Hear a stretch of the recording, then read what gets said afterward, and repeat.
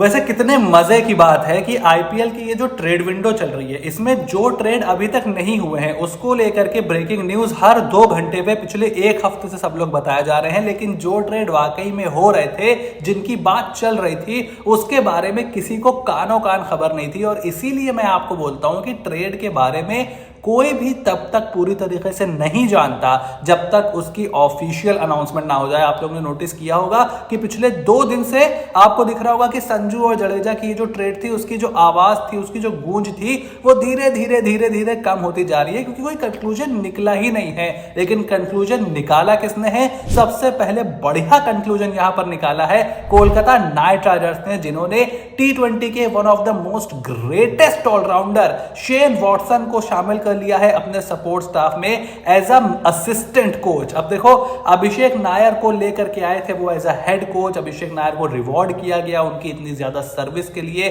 जो उन्होंने KKR academy में, केकेआर यंगस्टर्स के साथ, चाहे वो वेंकटेश अय्यर रहे हों, चाहे वो अंगकृष रघुवंशी रहे हों, रमनदीप सिंह रहे हों, सबके साथ बहुत क्लोजली काम किया अभिषेक नायर ने। उसका रिवॉर्ड उनको मिला। और अब असिस्टेंट कोच के तौर पर शेन वॉटसन आए हैं। अपनी शानदार हेयर स्टाइल, धमाकेदार बल्लेबाजी, बेहतरीन गेंदबाजी और कुछ लीडरशिप क्वालिटीज भी उनके अंदर थी। उनका जो एटीट्यूड था फील्ड पर, वो तो सबको मालूम है। बट क्या T20 के लिए, खास करके आईपीएल जैसी लीग के लिए, वो आपके एक अच्छी चॉइस हैं as an assistant coach? Auction में उनका कितना से रहेगा, उनकी लीडरशिप में कितनी ज्यादा पकड़ होगी, मैनेजमेंट में, ये सारी चीजें तो हमें धीरे धीरे जैसे जैसे समय बीतेगा पता चलेगी। और ऑक्शन में जिस तरीके से डायनामिक्स बैठेगा, क्योंकि देखो केकेआर का मसला कहां खराब होता है? केकेआर का मसला खराब होता है ऑक्शन में। आप ऑक्शन की स्ट्रैटेजी अच्छी बनाते नहीं हो, आप नॉस्टैल्जिया में फंस जाते हो, आप पास्ट परफॉर्मेंस को बहुत ज्यादा तवज्जो देने लगते हो।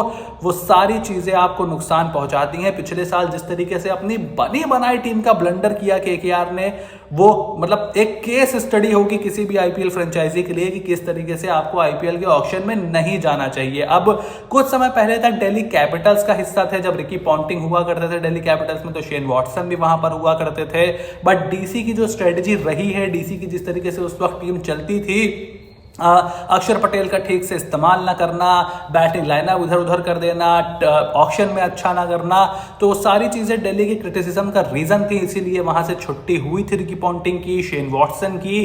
बट वहां पे रिकी पॉन्टिंग की कितनी चलती थी? डीसी की मैनेजमेंट भी कोई बहुत ज्यादा अकलमंद नहीं थी, केकेआर की तरह ही। सो काफी सारी चीजें फ्रेंचाइजी टू फ्रेंचाइजी चीजें डिफरेंट हो जाती हैं। अब जब शेन वॉटसन यहां काम करेंगे तो हमें उनकी जो कैपेबिलिटीज हैं एज एन ऑक्शन स्ट्रैटेजिस्ट और उसके साथ साथ एज एन असिस्टेंट कोच, वो देखने में बहुत ज्यादा मजा आएगा, इंटरेस्टिंग रहेगा। लेकिन जो वो इंपैक्ट लेकर के आएंगे आपके यंगस्टर्स पे, जो वो टाइम बिताएंगे अंगकृष रघुवंशी के साथ, जो वो टाइम बिताएंगे आपके वेंकटेश अय्यर के साथ, अगर वेंकटेश अय्यर टीम में रहते हैं तो, जो वो टाइम बिताएंगे रमनदीप के साथ, रिंकू के साथ, that will be an absolute gold for these players. So I'm really looking forward for Shane Watson to join KKR as an assistant coach. Official announcement already हो चुकी है। और उसके बाद मुंबई इंडियंस ने भी बढ़िया कंक्लूजन निकाला। किसी को कानो कान खबर नहीं उन्होंने लगने दी, लेकिन मेरे हिसाब से इस आईपीएल की सबसे शानदार ट्रेड डील अगर किसी ने की है तो मुंबई इंडियंस ने गुजरात टाइटन से शर्फेन रदरफोर्ड को ट्रेड करा करके की है।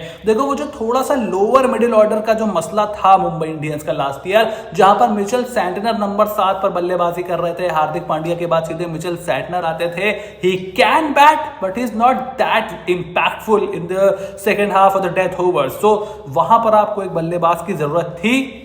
Waste Indian power house Sherfane Rutherford वो काम आराम से करते हैं। अब आप देखो, आप रोहित शर्मा के साथ स्टार्ट करोगे, उसके बाद आपके रायन रिकल्टन हो गए, उसके बाद तिलक वर्मा, सूर्य कुमार यादव, हार्दिक पांड्या, शर्फेन रदरफोर्ड, उसके बाद आप नमन धीर को खिला सकते हो, बैटिंग ऑर्डर को आप शफल कर सकते हो, नमन धीर को आप ऊपर भी बल्लेबाजी करवा सकते हो। सो बहुत ही बेहतरीन आपने अब ये काम कर दिया है। वो जो एक स्लॉट खाली था उसको आपने एक ओवरसीज खिलाड़ी के साथ भर दिया है। उसके अलावा ट्रेंट बोल्ट आपके पास हैं। और मुंबई इंडियंस ने एक और बढ़िया ट्रेड यहां पर किया, शार्दुल ठाकुर को वो लेकर के आ गए लखनऊ सुपर जायंट्स से। And it's very interesting to see कि लखनऊ सुपर जायंट्स ने भी छोड़ दिया शार्दुल ठाकुर को, जैसे गुजरात टाइटंस ने छोड़ दिया शर्फेन रदरफोर्ड को। गुजरात टाइटंस के बारे में आप सोच सकते हो कि उनके पास ग्लेन फिलिप्स ऑलरेडी है, लास्ट ईयर ग्लेन को ज्यादा खेलने का मौका नहीं मिला था, but I think he deserve to be in the playing 11 of any IPL team that is part of.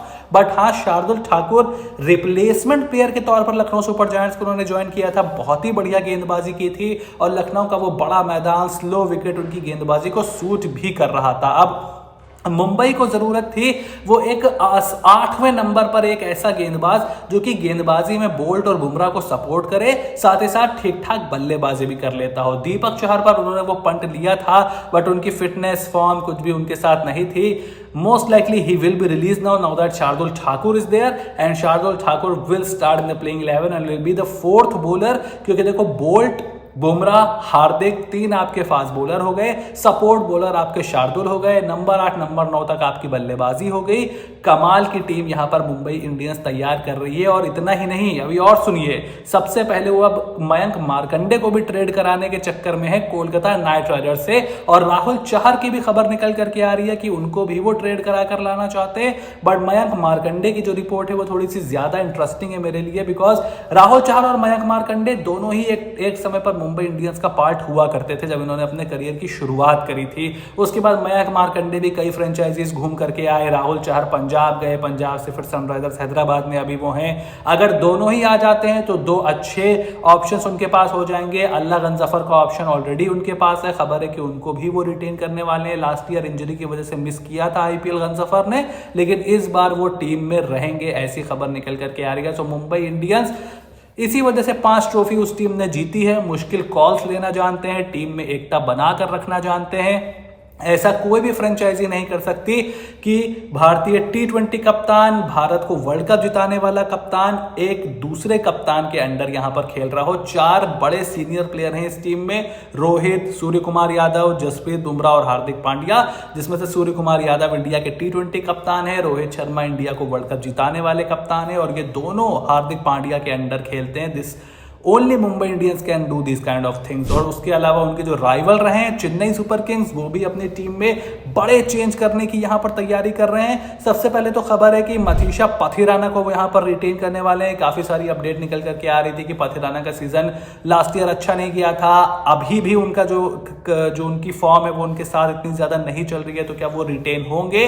Most likely Mahendra Singh Dhoni अगर किसी प्लेयर पे भरोसा जताते हैं, जब मेगा ऑक्शन से पहले उनको रिटेन किया था, तो इस बार भी रिटेन करेंगे, ऐसी न्यूज निकल कर आ रही है। और साथ ही साथ डेवन कॉनवे को रिलीज करने की खबर बहुत लंबे टाइम से आ रही थी, अब उनके साथ रचिन रविंद्र की भी छुट्टी होने वाली है, ये अपडेट भी निकल करके आ रही है। क्योंकि सिंपल रीजन ये है कि अब जो इंडियन टॉप ऑर्डर है वो काफी ज्यादा स्ट्रांग हो रहा है। ऋतुराज गायकवाड़ हैं, संजू सैमसन अगर आ जाते हैं, शिवम दुबे हैं जो कि 4-5 नंबर पे बल्लेबाजी करते हैं, उसके अलावा आयुष मात्रे का बढ़िया पिछले साल सीजन डेब्यू हुआ था, उर्विल पटेल का एक मिडिल ऑर्डर में ऑप्शन आपके पास है, आप उनको शफल कर सकते हो। सो ऑप्शंस काफी ज्यादा हैं। Rachin Ravindra, Devon Conway, I think around 10 crore free हो जाता है चेन्नई सुपर किंग्स का एक झटके में। उसके अलावा जो उनकी होली ट्रिनिटी थी, विजय शंकर, राहुल त्रिपाठी और दीपक हुडा, उनको भी वो रिलीज करेंगे। सो आपके 14-15 करोड़ तो यहीं बन जाते हैं। सो बहुत पैसा लेकर के सीएसके जाने वाली है, कैमरन ग्रीन के पीछे वो जाने वाली है, ऐसी मेरी गट फील है। But both Mumbai and Chennai are on the right track.